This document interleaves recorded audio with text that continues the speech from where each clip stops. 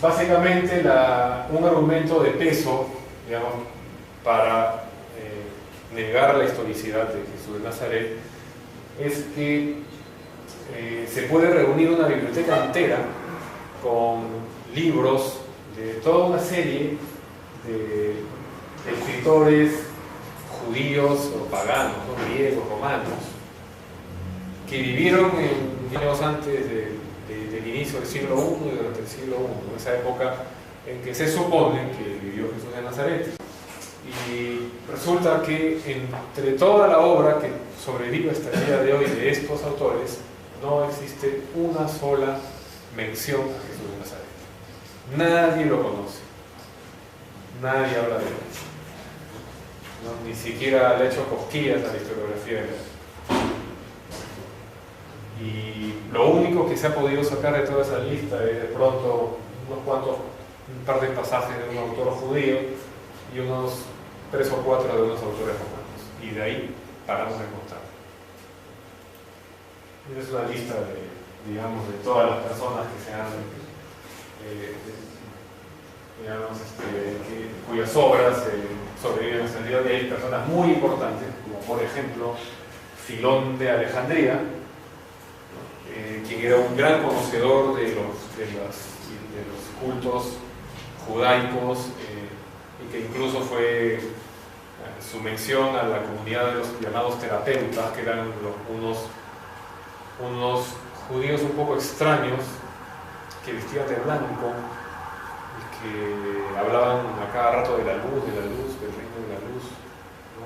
Y que vivían y que tenían su comunidad establecida en Alejandría, en un monasterio que daba a la vertiente del Nilo de la ciudad.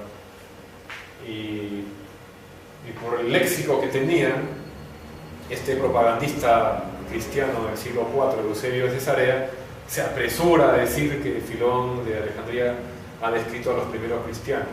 Estamos hablando de que los terapeutas son de más o menos la época en que vivió Filón, quien nació en el año 25 antes de la era común. O sea, según Eusebio de Cesarea había cristianismo 30 años antes de Cristo. Y ahí tenemos a otros autores muy importantes después. Está Plutarco, historiador. Tenemos acá a Dion Crisóstomo, que era un gran retórico, a Picteto. Tenemos aquí a otros más. Está el historiador Suetonio, los dos Plinios, el joven y el viejo. Justo de Tiberio, Tiberíades, era un historiador galileo contemporáneo a Jesús. Es un dato muy interesante porque también tiene algo que aportar en esta historia. Ninguno de ellos habla de Jesús de Nazaret, prácticamente ninguno. Entonces, entre las fuentes no cristianas, las que destacan son, ¿no?, los testimonios de Plinio el Joven y de los que era básicamente un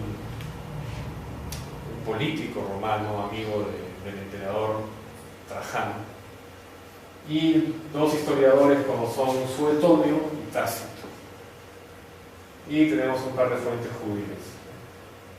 Como pueden ver por la época de cada uno, el Flavio Josefo nace en el año 37 de la era común, Tácito hacia el año 55, algunos lo colocan en el año 61, Suetonio, algunos lo colocan en el 63, otros en el 71, 70, Plinio el Joven en el año 63, o sea, todos ellos ya nacieron después de la época en que supuestamente ha vivido Jesús.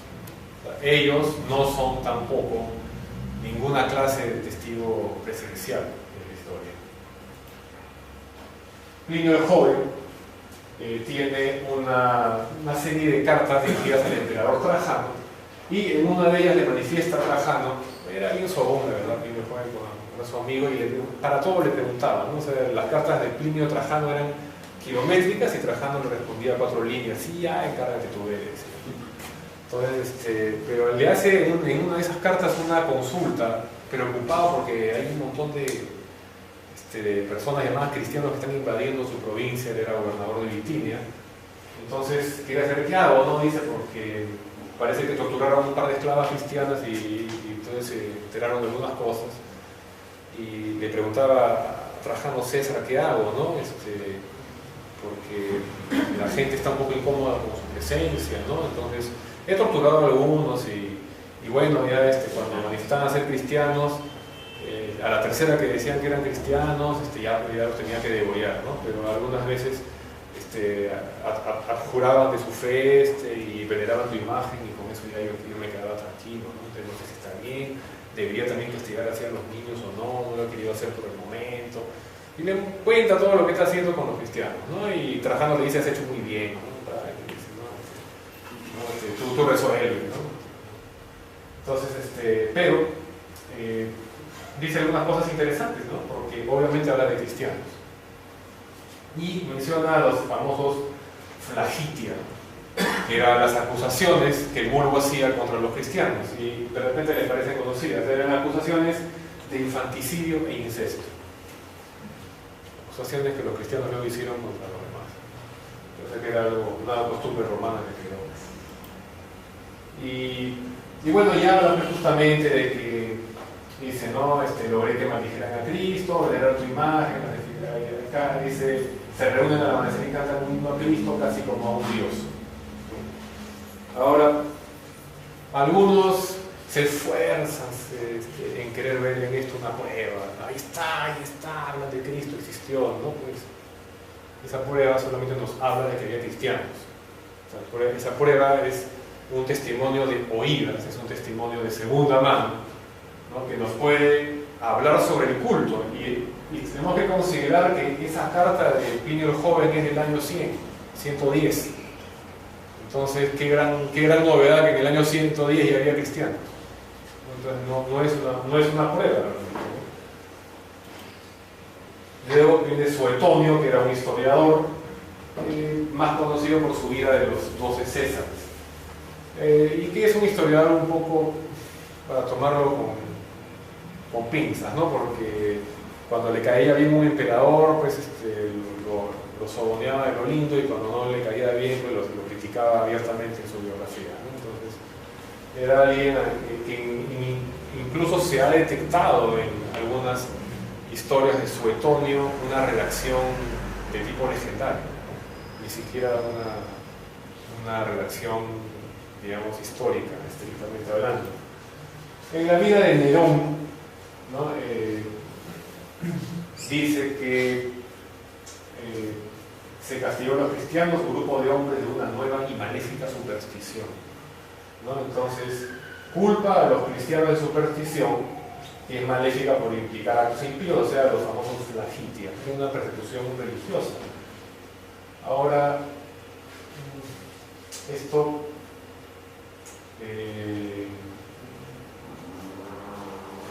es bastante discutible, porque estaría diciendo que para el año 58 más o menos, que es el incendio de Roma, ¿no? En el 60-62, que para ese año había cristianos en Roma. Entonces eso también está un poco entredicho, ¿no? Y en su vida de Claudio dice, ¿no? Como los judíos provocaban continuos tumultos por instigación de Cresto, los expulsó de Roma. Entonces todos dicen, ahí está, ¿no? Cresto, es Cristo, pues. Y bueno, entonces nuevamente hay que tomarse las cosas con un poco de calma, porque Cresto no necesariamente es una mala pronunciación de Cristo, era un nombre griego latinizado que era muy común en Roma. Y de haberse referido a un Cristo, ¿qué hacía Jesús en Roma? ¿De alguna fuente se habló que Jesús estuviera en Roma alguna vez en su vida? Para nada, ¿no? Entonces, obviamente, este párrafo ni siquiera se refiere a los cristianos, ahí lo dice claramente, judíos, ¿no? Y en el párrafo anterior de la vida de Nerón, Suetonio ha dicho cristiano, o sea, Suetonio sabía qué cosa era un judío y qué cosa era un cristiano. No puede aquí haber escrito judíos, no, escribió judío pero quería decir cristiano. No, esa manera dogmática de leer las pruebas no va. Y se habla del tal Cresto como un instigador, o sea, es un tipo, un soliviantador, es un delincuente, no es un líder ideológico ni nada de eso. Después está Tácito, que es más controversial porque es, junto con Polibio, dicen el mejor historiador de la Roma antigua, un tipo muy escrupuloso y a quien no le han logrado, digamos, pescar una mentirita en las cosas que ha dicho. A lo más se ha descubierto que como era bien conservador, no contaba las cosas completas, ¿no? Pero, digamos, no era alguien que alteraba los hechos, ¿no? Pero ponía de lo suyo, tenía una pluma ácida y era bien fastidioso en algunos casos, ¿no? Y tiene precisamente una mención en su obra Anales, en el libro 15, capítulo 44, narra la persecución de Nerón a los cristianos.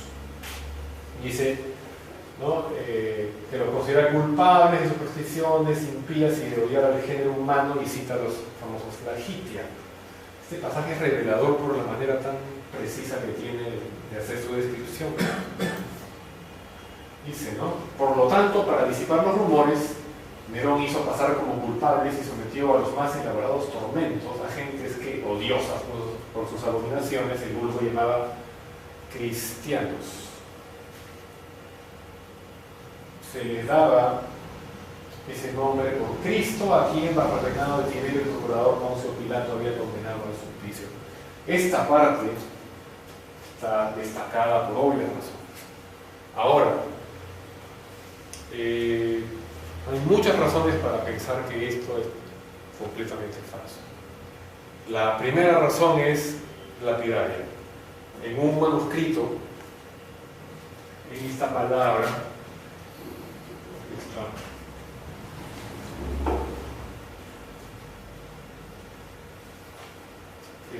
aquí está, dice cristianos. Los cristianos eran, venía de la palabra Cresto que acabamos de ver, y Cresto no solamente era un nombre común, era algo que significaba buen hombre, y significaba algo así como los bienhechores, y era una denominación obviamente irónica, porque se refería a gente que era más bien delincuente, que no era forajida. Entonces, en un manuscrito se ha descubierto que la palabra cristiani, hay mucha distancia, y lo podemos ver, entre la R y la S está la E, y está, como la E es una letra redonda, tiene bastante espacio, entonces se hizo una fotografía ultravioleta y descubrieron que debajo de la I había una E borrada. Entonces, ya eso basta para implicar a algún escriba cristiano. Quiso cambiar la letra, lo que dijo Tácito. Si a Tácito ya le hacen decir que son cristianos, todo lo demás cae por añadidura. ¿Por qué se duda de esto? Porque, bueno, ningún apologista cristiano de los siglos del 2 al 4 menciona a Tácito para reforzar la existencia de Jesús o la persecución de los cristianos por Nerón. En su época, Poncio Pilato tenía el título de prefecto, no era procurador. Un historiador tan cuidadoso como Tácito no se había equivocado en eso. Y el escritor inglés Robert Taylor, en 1834, escribe que este pasaje de Tácito solo se conoce a partir del siglo XV, cuando fue publicado por primera vez en Venecia. Se sospecha del editor de esa edición como el falsificador. Luego tenemos el Talmud judío, lo vamos a pasar rápidamente, que es una recopilación de textos rabínicos de más o menos el siglo I antes de nuestra era. Y en el Talmud vamos a encontrar, es un texto, tiene una configuración particular, ¿no? La Mishnah, que son las leyes, luego viene la Gemara, que es el comentario a las leyes, y luego otros comentarios que se han añadido a lo largo de los siglos, que son el Tosafot y el Rashi, y aparte una serie de elementos que están en los folios, ¿no? Entonces, este Talmud es un libro que solamente puede ser escrito por rabinos que conocen mucho de la tradición judía a lo largo de los años en distintos lugares, porque hay un Talmud palestino y hay un Talmud babilónico, y algunos comentarios son los hechos en Europa. Entonces, en fin, es un libro rico en tradiciones, pero empieza a escribirse hacia el año 200 de nuestra era. Entonces ahí tenemos un serio problema cronológico, por más que muchos, ¿no?, muy entusiasmados, ¿no?, han encontrado menciones a un tal Yeshu, y hay como 10 menciones o más, ¿no?, un tal Yeshu en el Talmud. Las más famosas son las de Yeshu ben Pantera, apedreado a muerte y colgado de un árbol en Jerusalén en vísperas de una Pascua en el reinado de Alejandro Janeo, del 179 al 106 antes de la era común. ¿Puede ser ese Jesús de Nazaret? 100 años, 150 años antes de Cristo. Se habla de Yeshu ben Stada, apedreado a muerte y ahorcado en vísperas de una Pascua en la ciudad de Lida durante el primer tercio del siglo II, en los 20, 230. ¿Ese es Jesús de Nazaret? Solamente porque se llama Jesús. Y habla de que Yeshu, me parece que Stada tenía 5 discípulos: Matai, Nakai, Netzer, Kuní y Todá. 5, no 12. Y esos nombres no son conocidos. Y hablan de Yeshu el Nazareno. El Nazareno no significa que nació de Nazaret. El Nazareno perfectamente se refiere a una secta que eran los nazarenos, junto con los esenios, los fariseos o los saduceos. Y obviamente lo que acabo de decir, el Talmud se escribió mucho tiempo después, el nombre de Yeshu es bastante común, y son las menciones a los Yeshus son a diferentes Yeshus. O sea, eso más bien es una prueba en contra de Jesús de Nazaret, porque están hablando de N personas diferentes. Y por último, como esto se escribe, se empieza a escribir en el siglo II de la era común, en verdad lo que los judíos tienen como conocimiento de Jesús es la literatura cristiana a esas alturas. Flavio Josefo es la vedette de las disputas históricas. ¿Por qué razón? Era un historiador, era un político que nació en Galilea, era de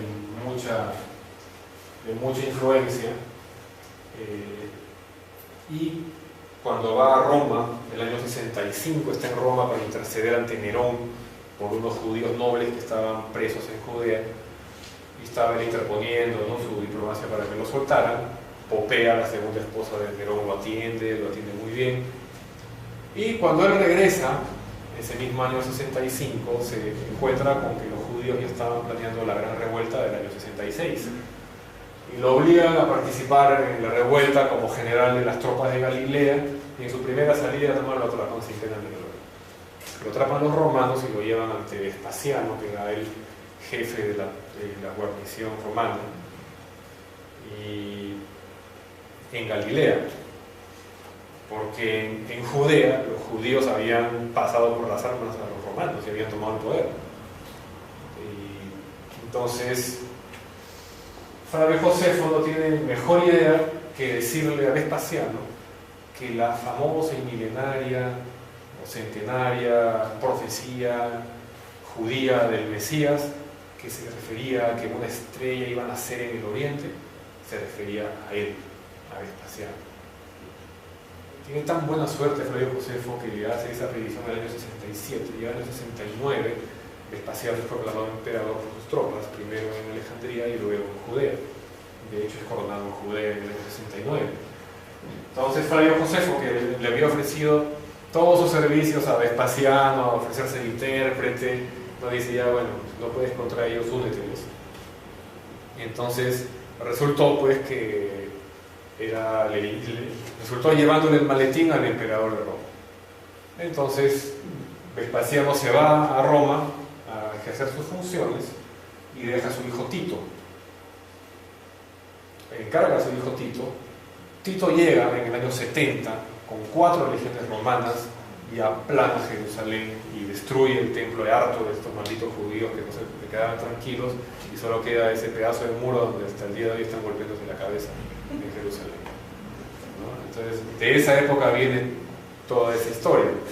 Entonces, a partir de entonces Josefo le sirve a Tito las mismas funciones, hasta que antes del año 71 lo mandan a Roma a servir al emperador, le adjudican la ciudadanía romana, se dedica a enseñarle a los nobles, a la familia, y en lugar de de seguir con su nombre, José, hijo de Matías, ya que Vespasiano instaura la dinastía Flavia, la familia de los Flavios, que gobernó Roma por 90 años, entonces él, en agradecimiento a sus protectores, se cambia de nombre y se pone Flavio Josefo. ¿Por qué es importante Flavio Josefo? Porque escribió un par de obras masivas. Escribió La guerra de los judíos, que es precisamente un recuento del levantamiento en el cual él participó, ¿no?, como jefe de la columna de Galilea, que termina definitivamente en el año 74 cuando cae la fortaleza de Masada. Y él escribió también otro libro que se llama Antigüedades Judías, que es una historia del pueblo judío desde la creación hasta esa guerra.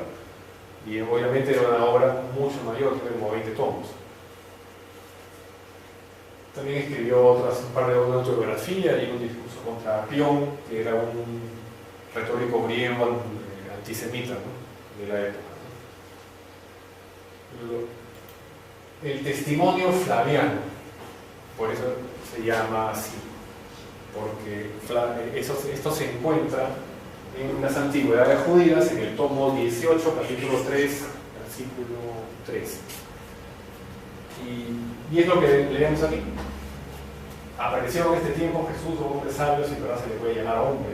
Fue autor de hechos sorprendentes, maestro de personas que reciben la verdad con placer. Muchos, tanto judíos como griegos, le siguieron. Este era el Mesías. Algunos de los hombres principales entre nosotros lo acusaron ante Pilato.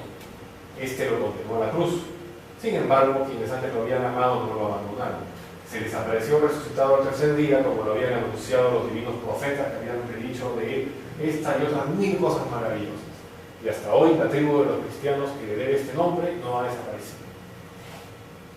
Esta es una maravilla. El santo grial de los que buscan probar la historicidad de Jesús. Aquí está todo, toda la historia. La misma fábula, Jesús, Pilato, lo crucificaron, resucita y listo. Y bueno, las malas noticias son que hay varias razones para dudar por completo de la autenticidad de este pasaje. La mayor cantidad de historiadores hoy en día tratan de ponerse en medio, y lo que dicen es que hay interpolaciones cristianas demasiado descaradas ahí, ¿no?, que son claramente, si en verdad se le puede llamar hombre, porque eso es para solventar la idea de que Jesús era Dios. Eso solo un cristiano lo puede haber escrito, no un judío como Flavio Josefo. Este era el Mesías. Los judíos hasta ahora niegan que el Mesías haya aparecido, y Flavio Josefo obviamente negaba que ese Mesías. ¿Qué acabo de decir que había predicho Flavio Josefo? ¿Quién creía Flavio Josefo que era el Mesías? Vespasiano. Él ya había hecho ya había hecho su elección en cuanto a esa profecía. Él no iba a decir que era otro. O sea, publicar eso en vida, en el año 90 y tantos, cuando estaba ya regía Roma Tito, el hijo de Vespasiano, ¿no?, como diciendo, no, es que tu hijo ya se murió, él no era para que lo votaran de Roma, ¿no? Entonces, de ninguna manera Flavio Josefo habría podido escribir eso. Y aparte también eso de que ya se les apareció resucitado al tercer día, eso es cristiano. Entonces la mayor parte de historiadores dicen, sí, hay que quitarle varias líneas por acá y es un párrafo así nomás, ¿no?, timorato. Pero vamos a ver, parte por parte, porque esta prueba es importante. Ahora, en la guerra de los judíos, Josefo relata exactamente los mismos dos incidentes con los que empieza el capítulo 3 del libro 18 de las Antigüedades. Básicamente, en las Antigüedades judías, en ese libro, empieza describiendo Flavio Josefo unas desgracias que le han ocurrido al pueblo judío, ¿no? que lo han perturbado mucho. Entonces, son incidentes que causaron mucho tumulto durante el gobierno de Pilato. Cuando Pilato llega y es elegido prefecto, lo primero que se le ocurre es en el centro de Jerusalén poner el estandarte del emperador. Todos los judíos escandalizados entraron a quejarse porque eso era un insulto a su Dios, ¿no? Ellos no podían adorar, podían obedecer al emperador, pero no lo podían adorar como Dios. Y esa era siempre una diatriba con los romanos, que los romanos estaban hartos porque no sabían cómo hacer que los judíos pasaran por el lago, ¿no? Y no querían. Entonces tuvo ese problema. Luego quiso construir Pilato un acueducto, pero para eso se robó plata del templo de Jerusalén, ¿no? Para poderlo financiar. Entonces, obviamente, más a los judíos se les roban plata, se armaron un escándalo y se ofendieron mucho. Entonces está Flavio Josefo contando todas esas desgracias y todos esos tumultos, y Juan nos suelta pues el famoso testimonio flaviano, ¿no? Entonces, ¿qué ocurre?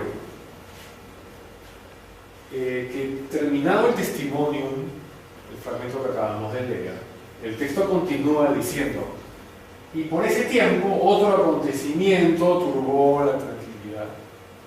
Es un momentito, ¿no? O sea, ahí de qué continuidad de texto estamos hablando. Estamos hablando de que han narrado una desgracia, otra desgracia, y luego habla de un hombre sabio que era bueno y todo lo quería.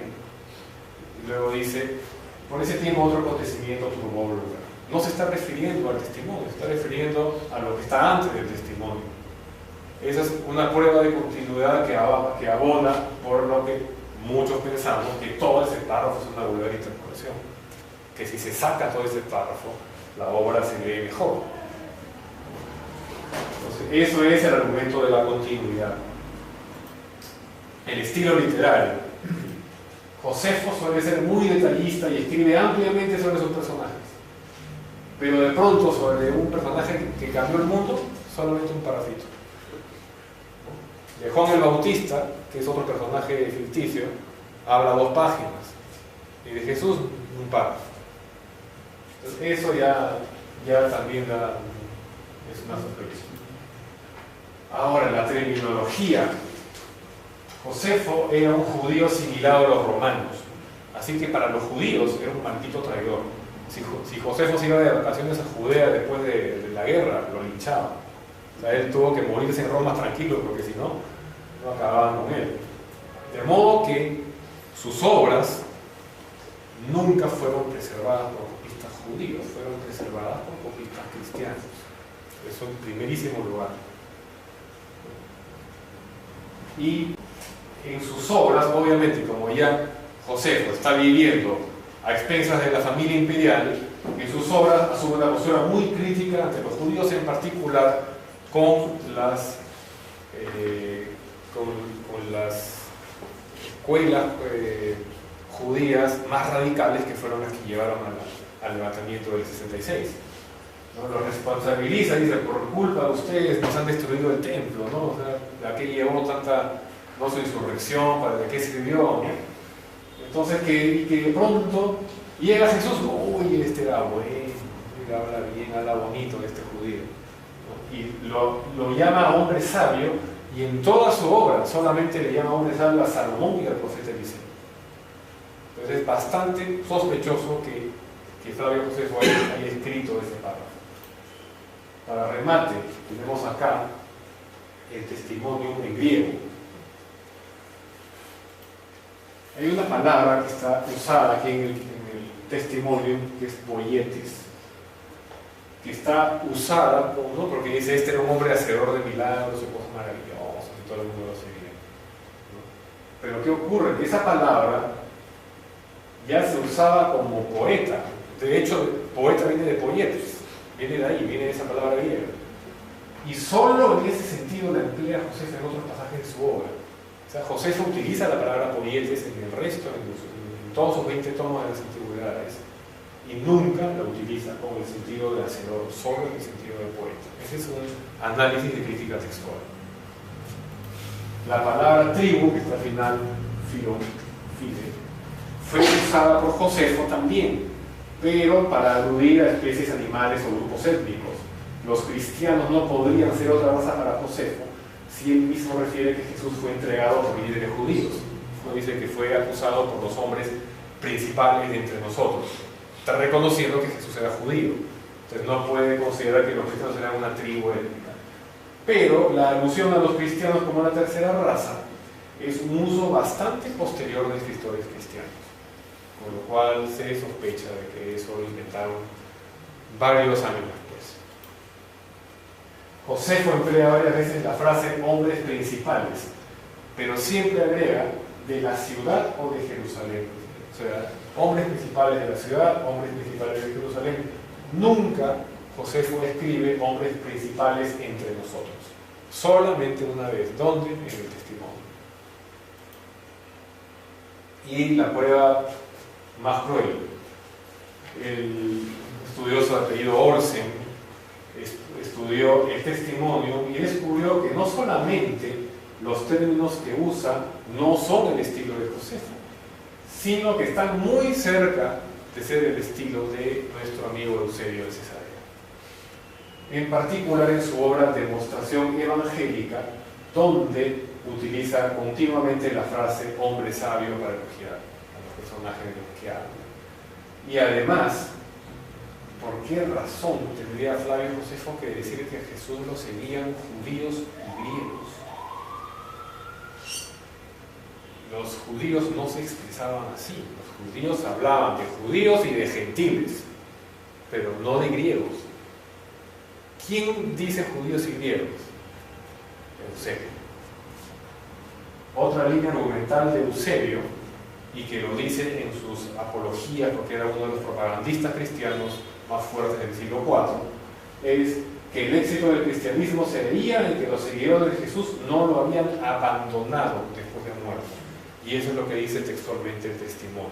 Los que le habían amado luego de muerto no lo abandonaron. Son exactamente las mismas palabras que usa Eusebio. Ahora, tenemos a otros apologistas cristianos que se peleaban y se jalaban los pelos como los enemigos del cristianismo en el siglo II. Justino Mártir, Teófilo Antioqueno, Melitón de Sardes, Minucio Félix, Ireneo de León, Clemente de Alejandría, Julio Fricano, Segundo Justino, Tertuliano, Hipólito, Orígenes de Alejandría, Metodio o Lactancio, todos ellos conocían la obra de Josefo muy bien. ¿Quiénes de ellos conocen el testimonio? Ninguno. Orígenes de Alejandría, versado de la obra de Josefo, afirma que Josefo no podía creer que Jesús fuera el Mesías porque no creía en ningún Mesías judío. Ya hemos visto que Josefo atribuyó la profecía a Vespasiano. Y en más de una ocasión, Orígenes dice, Josefo no creía en el Mesías. O sea, un cristiano le está enmendando del siglo II, le está enmendando la plana a un cristiano del siglo IV. Orígenes critica, además muy amargamente, que Josefo, cuando habla de la destrucción del templo de Jerusalén, dice que es un castigo divino a los judíos por la muerte de Santiago el Justo. ¿Quién era Santiago el Justo? Lo vamos a ver más adelante. Pero Orígenes critica que Josefo no diga que la destrucción del templo es un castigo por la muerte de Jesús.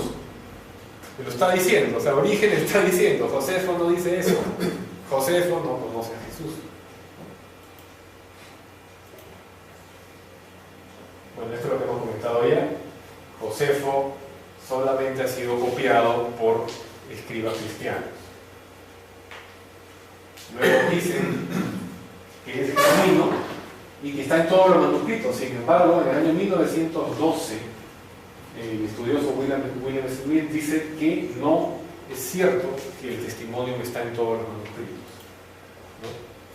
De hecho, hay una versión latina que es del siglo V o VI, está en latín el testimonio, y obviamente el testimonio está con el famoso párrafo de Jesús, pero esa versión venía acompañada de una especie de índice comentado, o sea, era una tabla de contenido que se había transcrito y que era el contenido, porque eran 20 tomos, pues, ¿no?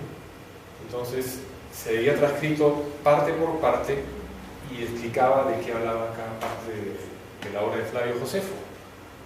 Y en esa tabla de contenido no se menciona para nada el testimonio. Que un copista cristiano habría de inmediato, no se le habría pasado, digamos, si no estaba en el original, no se le habría pasado, no, esto para qué copiarlo, de ningún modo, ¿no? Focio, patriarca de Constantinopla, escribe en el año 891, se publica su obra Biblioteca, que era un compendio de saber de todo el mundo en esa época. Menciona a Josefo, transcribe partes de la obra de Josefo, pero no conoce ni menciona el testimonio.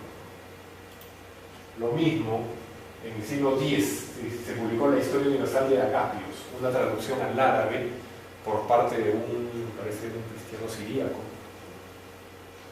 Y el exégeta judío Shlomo Pines descubrió esta obra en 1971, el año siguiente la publicó.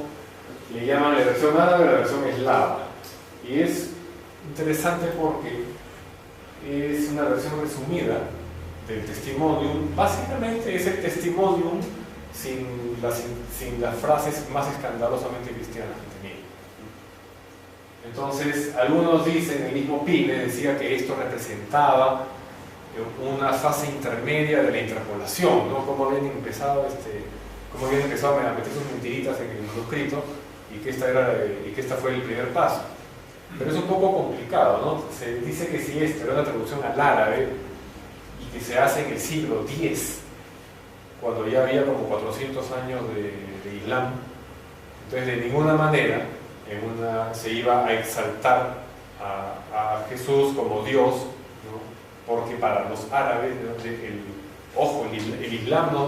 el Islam proviene de los restos de la iglesia judeocristiana del oriente del mar de Galilea.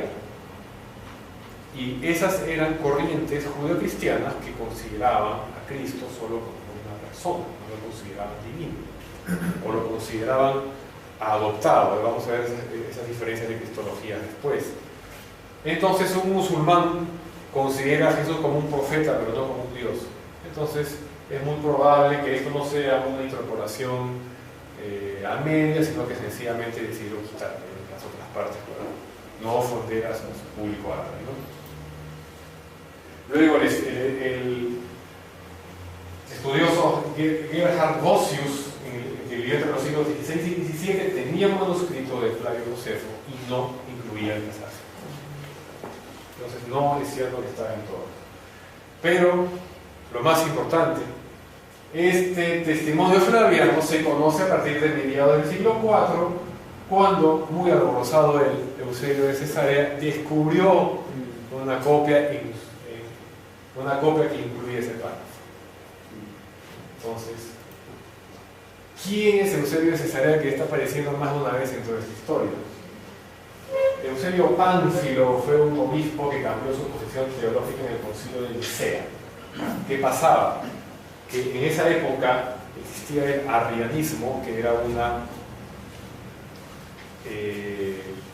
una corriente cristiana que cuestionaba al Jesús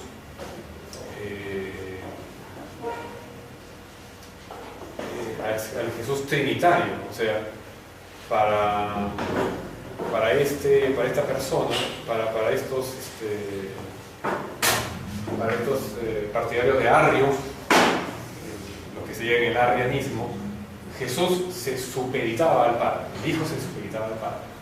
No era lo mismo, no podían ser iguales, todo.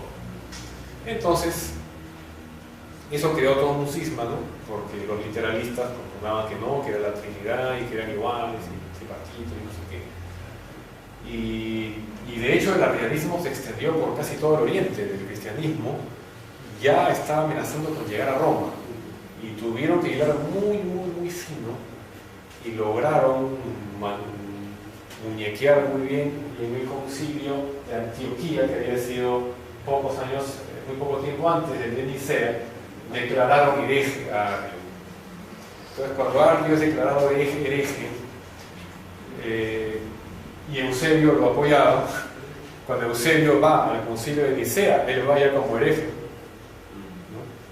Pero, bueno, en el concilio de Nicea deciden condenar a Arrio, ya excomulgarlo, ¿no?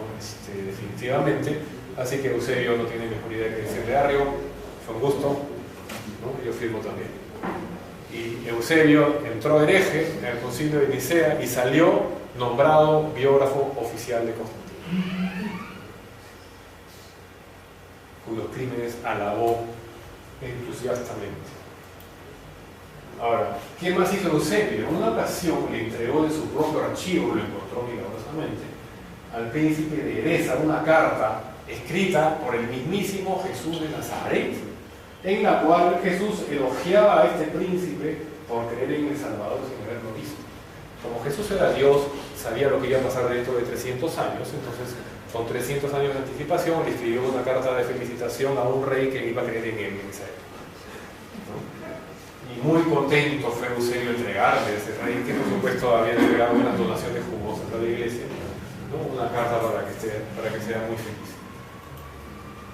En nuestros tiempos, Eusebio de Cesarea es considerado el primer historiador de la antigüedad injusto e íntegramente deshonesto, inescrupuloso alterador de fechas y denigrado perpetrador de falsificaciones. ¿Quién es Eusebio de Cesarea en el mundo católico? Es el padre de la historia de la Iglesia.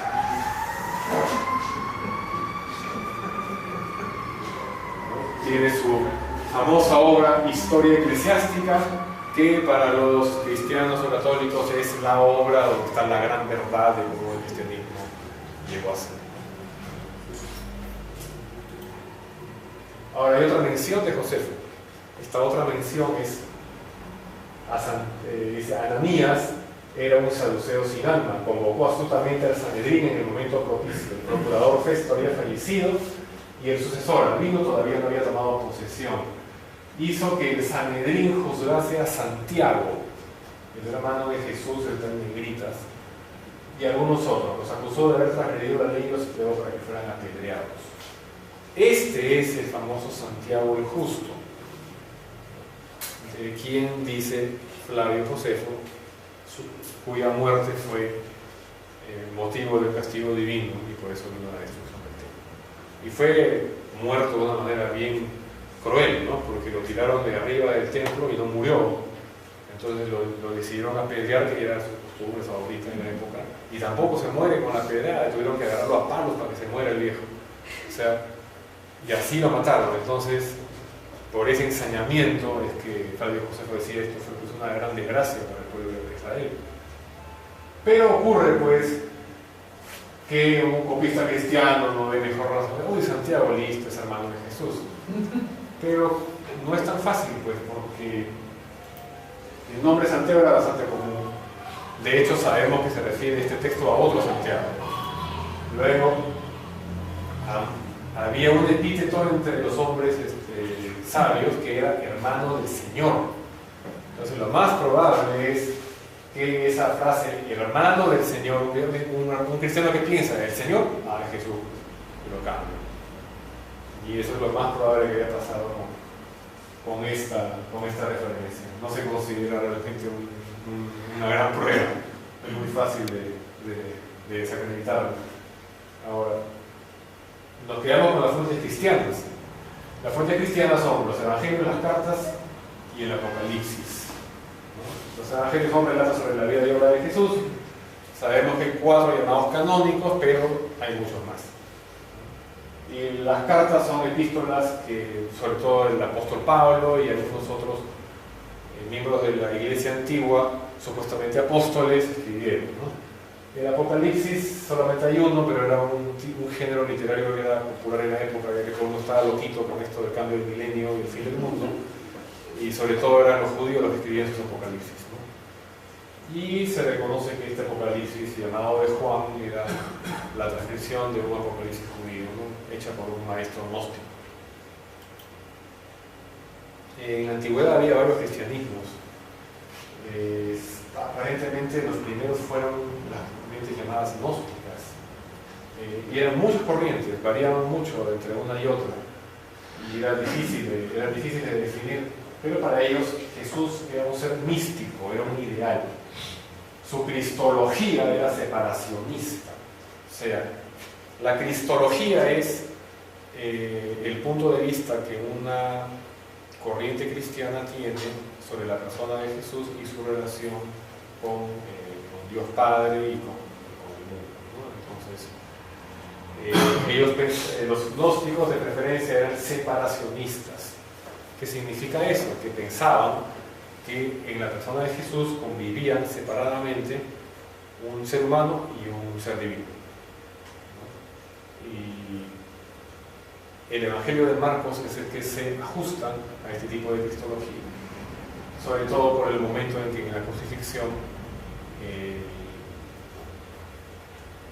el Cristo divino abandona al Cristo humano y lo deja sufriendo solo en la cruz. Y por esa razón, en el Evangelio de Marcos, Cristo dice: Padre, Padre, ¿por qué me has abandonado? Entonces, esa es la cristología separacionista. Los ebionitas, que eran los primeros cristianos que estuvieron en Jerusalén, tomaban su nombre de Elión, que decían que significaba pobre, ¿no? Ellos serían el ejemplo de pobreza de Jesús, ¿no? Eran los más judíos. De hecho, pensaban que para ser cristiano había que ser judío, ¿no? Y ellos también consideraban que Jesús era un ser humano, un ser de carne y hueso y nada más, que no había sido divino. Por lo tanto, tenía una cristología adopcionista. ¿Qué significa el adopcionismo? Que Dios adoptaba como su hijo y ya le confería un rango divino al hacerlo a este gran profeta en el momento, puede haber sido de la muerte o en el momento de la resurrección. Entonces, por eso es adopcionista. Y eso está más claramente indicado en el Evangelio de Mateo. También estaban los marcionitas, con su líder Marción, que era un tipo de mucho dinero que llegó a Roma y era uno de estos seguidores de Pablo, ¿no? Y rechazaba a los judíos por completo, ¿no? Entonces, para los marcionitas, para ser cristiano, se podía hacer cualquier cosa menos judío. Era todo lo contrario. Ellos tenían una cristología docética. ¿Qué significa esto? El docetismo viene de la palabra griega doceto, que significa parecido. Entonces, los docéticos pensaban que Jesús era exclusivamente divino, era un Dios, pero parecía humano. Se había disfrazado de persona, se había disfrazado de hombre y había engañado a todo el mundo, ¿no? Pero era básicamente un ente divino, un ser divino que parecía humano. Y eso se encuentra más precisamente en el Evangelio de Lucas. Ahora, hay varios problemas para estos evangelios.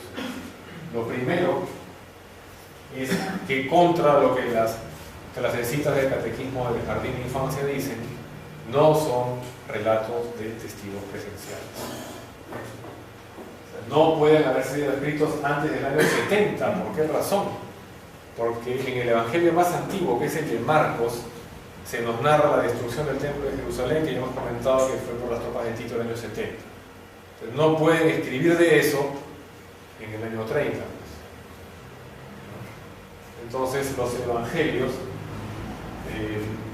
por lo que relatan dentro, no podrían haber escrito antes del año 70. Sin embargo, lo más probable es que se remonten al año 120 o después. Los autores, obviamente, no son ni Mateo, ni Marcos, ni Lucas, ni Juan. Esos son solo nombres referenciales. Cuando hablemos de ellos, vamos a hablar del autor de Marcos, el autor de Lucas, pero en verdad son otras personas. No se sabe quiénes son. Cada uno, y lo hemos estado viendo, como hemos estado hablando de las diferencias de la cristología en cada corriente cristiana. Cada evangelio tiene su propia agenda teológica y política en particular. Es decir, no están hechos para ser leídos como un rompecabezas. Ese es un grave error. Si algunos piensan que juntando los 4 evangelios uno arma el rompecabezas y tiene todo completo. Es peor todavía. Se va a confundir peor porque todos ellos tienen una versión de la vida de Jesús que es independiente y que es particular y que tiene como objetivo reforzar a su propia escuela en particular. Y por otro lado, hay que reconocer que todos esos evangelios fueron alterados a su vez para reflejar la lectura ortodoxa, que fue la corriente que se impone, la literalista, ya para el siglo III, ¿cierto?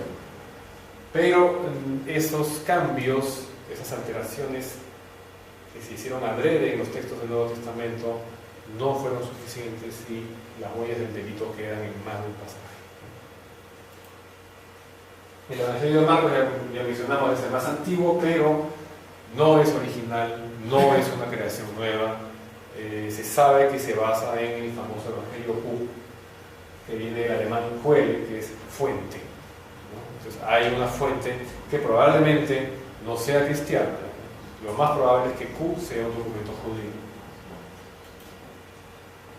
Tiene varios problemas en los versículos que están mencionados, ¿no? Estos versículos nos revelan que Marcos no fue escrito por un judío nativo de la zona, sino por un extranjero.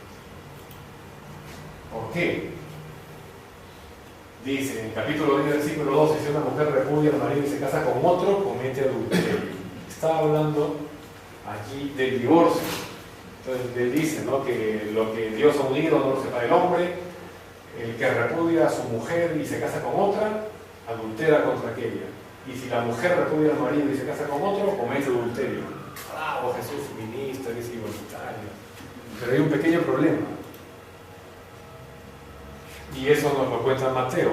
Mateo narra el mismo pasaje. Cambia un poco las cosas de orden, pero es exactamente lo mismo. Ahí está. Le reclaman los fariseos y él dice, no, que Dios, que el hombre no separe lo que hizo Dios, por acá. Y él dice, por la dureza de su corazón, Moisés restrictió repudiar a las mujeres, pero al principio no fue así. Yo digo que quien repudia a su mujer, salvo caso de adulterio, y se casa con otra, adultera. ¿Qué falta ahí? Pequeño detalle que no está ahí. Y si la mujer repudia al marido y se casa con otro, comete adulterio. ¿Por qué razón Mateo es suficientemente prudente para no poner esa parte? Porque en la Palestina de la época solo el hombre se podía divorciar, la mujer no tenía ese derecho. Eso podría haber sido en el caso de los judíos de la diáspora, que son los judíos que vivían fuera de Jerusalén o de la zona llamada de Judea, ¿no? Pero Mateo, que es, como ya hemos visto, el evangelio más judío, el que está más cerca de todas las posiciones y las concepciones judías, conoce obviamente mucho más del asunto y no mete la pata ahí. Luego dice en el capítulo 7 que Jesús discute con unos fariseos y menciona las profecías de Isaías. Ahí está todo el versículo y esta es la parte resaltada. Él dijo, muy bien profetizó Isaías de vosotros hipócritas, según está escrito, este pueblo me honra con los labios, pero su corazón está lejos de mí, pues me dan un culto vano, enseñando doctrinas que son preceptos humanos. Ahora, se supone que esto es una mención a la escritura judía.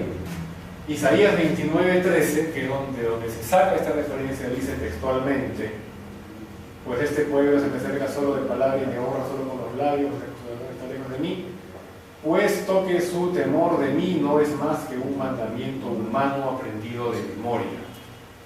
Eso no es, pues me dan un culto vano enseñando doctrinas que son preceptos humanos. No es la cita.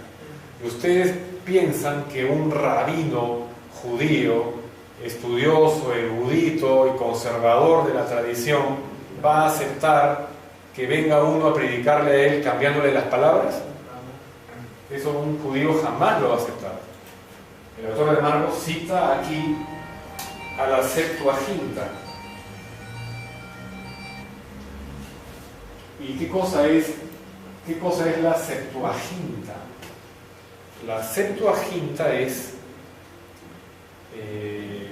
una gran traducción que se hizo en Alejandría al griego de todos los textos judíos. O sea, todo el Pentateuco, la Torá y todos los demás libros de lo que nosotros conocemos como Antiguo Testamento. ¿Por qué razón? Por lo que ya mencionamos. Había una corriente muy grande,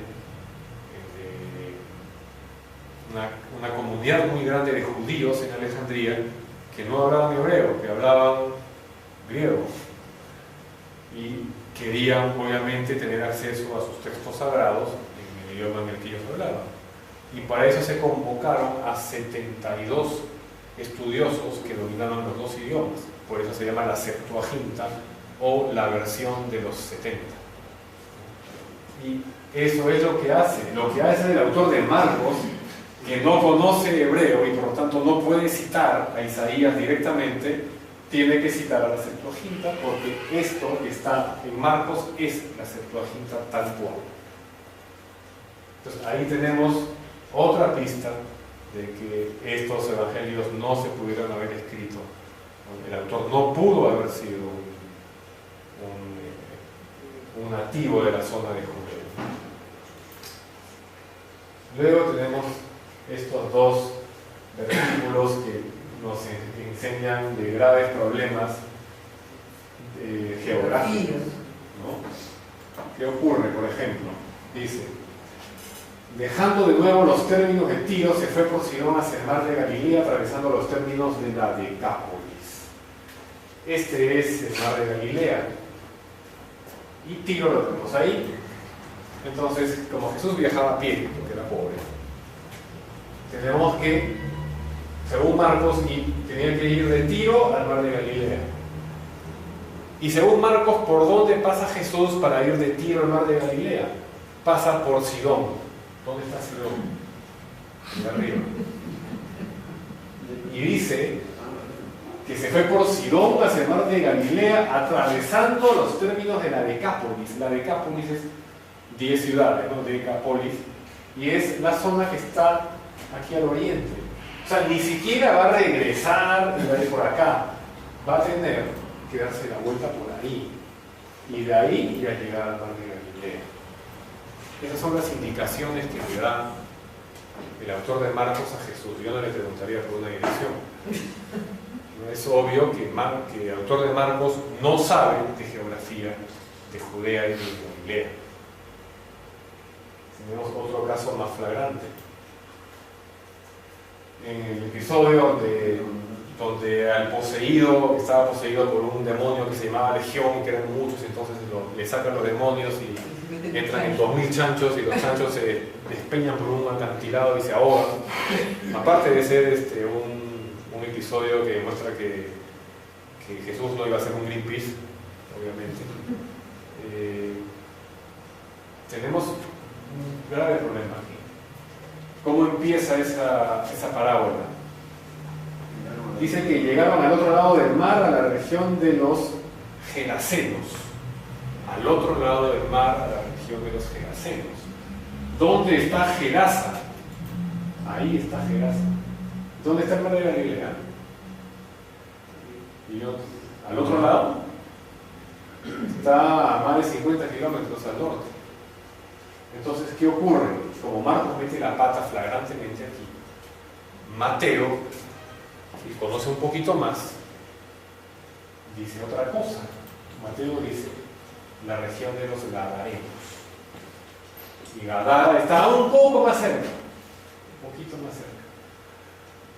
Luego hay otras versiones del Evangelio de Marcos, manuscritos posteriores, en donde decidieron arreglarla finalmente y pusieron ya no la región de los Gerasenos, sino la región de los Gergesenos. ¿Dónde está Gergesa? Eso ya es junto a Marcos. O sea, tienen que pasar varios evangelios, ¿no?, para que se den cuenta de dónde estaba el otro lado del mar. Entonces, esto no lo puede hacer alguien que sabe. Esto es alguien que vive fuera. Esto es un extranjero que está aprendiendo las cosas de oídas. Otros problemas, bueno, el que Pablo nunca conoció a Jesús, y lo dice en sus primeras cartas.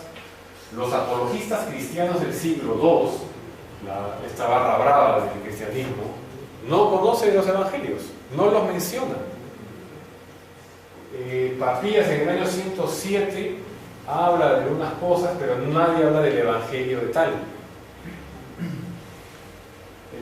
Y luego tenemos que el establecimiento del canon del Nuevo Testamento dejó de lado muchos textos porque había docenas de evangelios, ¿no es cierto? Y representó ásperas discusiones. Eso basta para darle una clara condición de texto humano y no divinamente inspirado. O sea, los que piensan que la Biblia es la palabra inspirada por Dios y que no puede fallar, sencillamente es el producto de una olla de grillos. Este es un documento humano. Y todos los procesos claramente humanos y terrenales a los cuales fue sometido este texto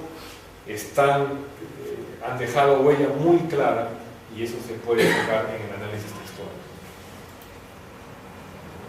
Bueno, Pablo de Tarso, ya sabemos quién era, el único apóstol real en toda esta historia, ¿no? Quien en el primer gran episodio de esquizofrenia religiosa se convirtió cuando dice, cayó de su caballo y escuchó una voz.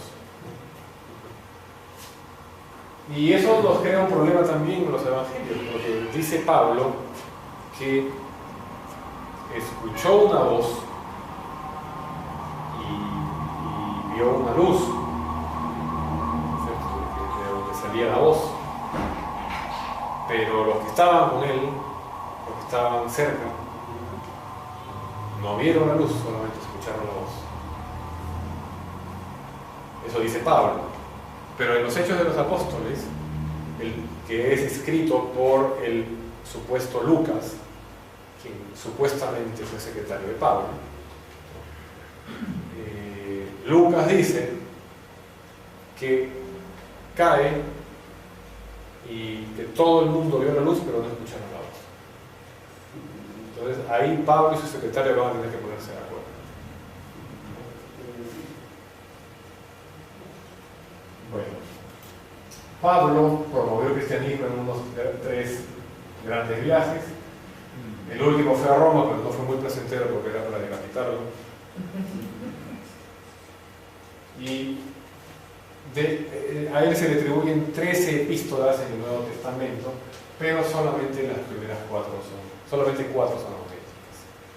Está totalmente comprobado que Pablo de Tarso sí escribió en primer lugar la epístola a los Gálatas, después escribió la primera y la segunda de Corintios y luego la de los Romanos. Esas salen de la misma letra, de la misma persona, y los términos que se utilizan en esas cartas son términos muy oscuros, muy ambiguos, que incluso han hecho que más de uno piense que realmente Pablo fue un apóstol gnóstico, que obviamente cuando el gnosticismo es derrotado por el literalismo lo toma como trofeo y lo captura como si hubiera sido apóstol en su causa. De hecho, hay unas epístolas de Pablo muy graciosas porque textualmente habla de la peste gnóstica. O sea, a un gnóstico le hacen renegar de su condición. La historia, como dice, escribe que gana. Ahora, ¿qué problemas tienen las obras de Pablo? No conoce a Jesús como Hijo del Hombre, que es como se presenta constantemente en varios evangelios. Ignora todas sus historias y sus milagros. En Romanos 11 cita de las Escrituras la costumbre judía, la mala costumbre judía, la malvada costumbre judía de matar a sus profetas. ¿Qué ejemplo pone Pablo? Está diciendo que los judíos matan a sus profetas. ¿Qué ejemplo pone Pablo?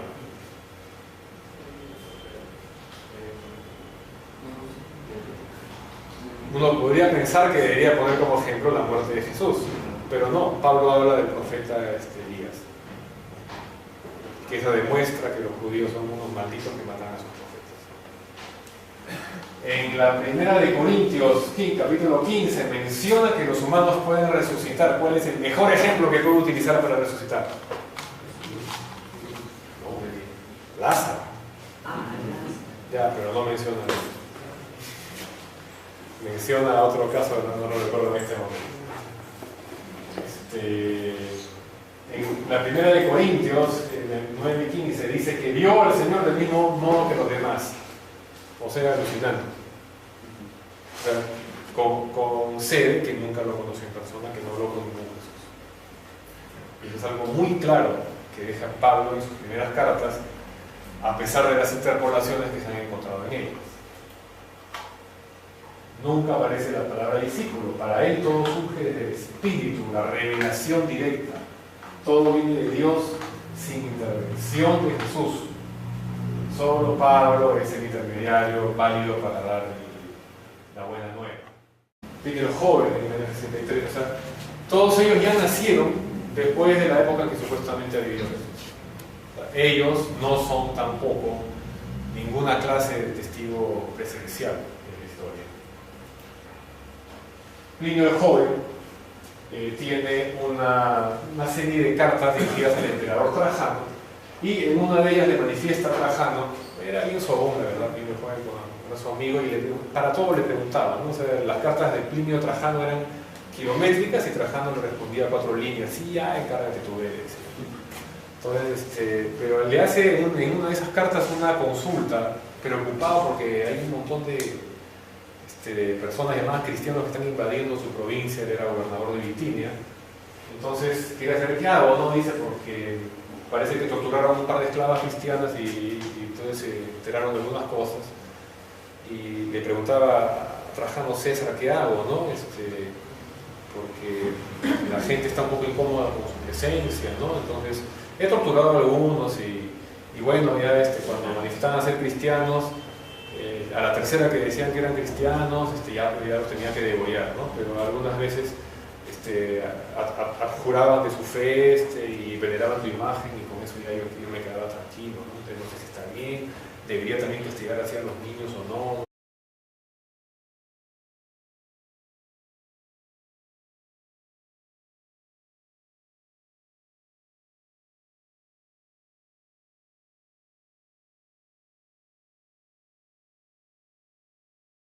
Básicamente, un argumento de peso, digamos, para negar la historicidad de Jesús de Nazaret es que se puede reunir una biblioteca entera con libros de toda una serie de escritores judíos o paganos, ¿no? Griegos, romanos, que vivieron en años antes del inicio del siglo I y durante el siglo I, en esa época en que se supone que vivió Jesús de Nazaret. Y resulta que entre toda la obra que sobrevive hasta el día de hoy de estos autores, no existe una sola mención a Jesús de Nazaret. Nadie lo conoce, nadie habla de él, ¿no? Ni siquiera le ha hecho cosquillas a la historiografía de él. Y lo único que se ha podido sacar de toda esa lista es de pronto un par de pasajes de un autor judío y unos 3 o 4 de unos autores romanos, y de ahí paramos de contar. Es una lista de todas las personas que se han cuyas obras sobreviven hasta el día de hoy, personas muy importantes, como por ejemplo Filón de Alejandría, quien era un gran conocedor de los cultos judaicos, y que incluso fue su mención a la comunidad de los llamados terapeutas, que eran unos judíos un poco extraños que vestían de blanco y que hablaban a cada rato de la luz, del reino de la luz, ¿no? Y que vivían y que tenían su comunidad establecida en Alejandría, en un monasterio que daba a la vertiente del Nilo de la ciudad. Y por el léxico que tenían, este propagandista cristiano del siglo IV, Eusebio de Cesarea, se apresura a decir que Filón de Alejandría han escrito a los primeros cristianos. Estamos hablando de que los terapeutas son de más o menos la época en que vivió Filón, quien nació en el año 25 antes de la era común. O sea, según Eusebio de Cesarea había cristianismo 30 años antes de Cristo. Y ahí tenemos a otros autores muy importantes después. ¿No? Está Plutarco, historiador. Tenemos acá a Dion Crisóstomo, que era un gran retórico, a Epicteto. Tenemos aquí a otros más. Está el historiador Suetonio, los dos Plinios, el joven y el viejo.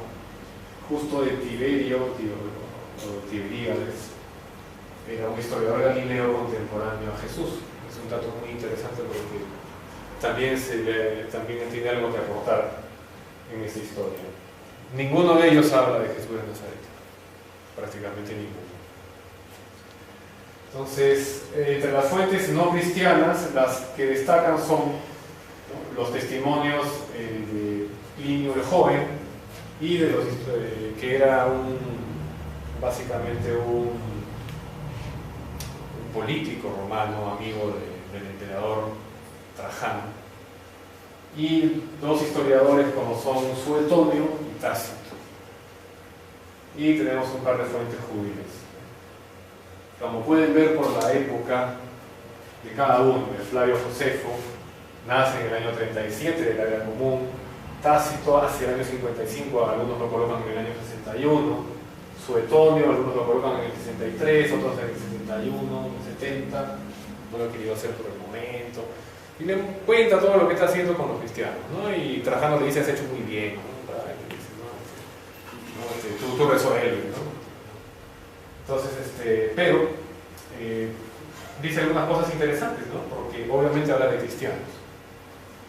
Y menciona a los famosos flagitia, que eran las acusaciones que el vulgo hacía contra los cristianos, y de repente les parecen conocidas. Eran acusaciones de infanticidio e incesto.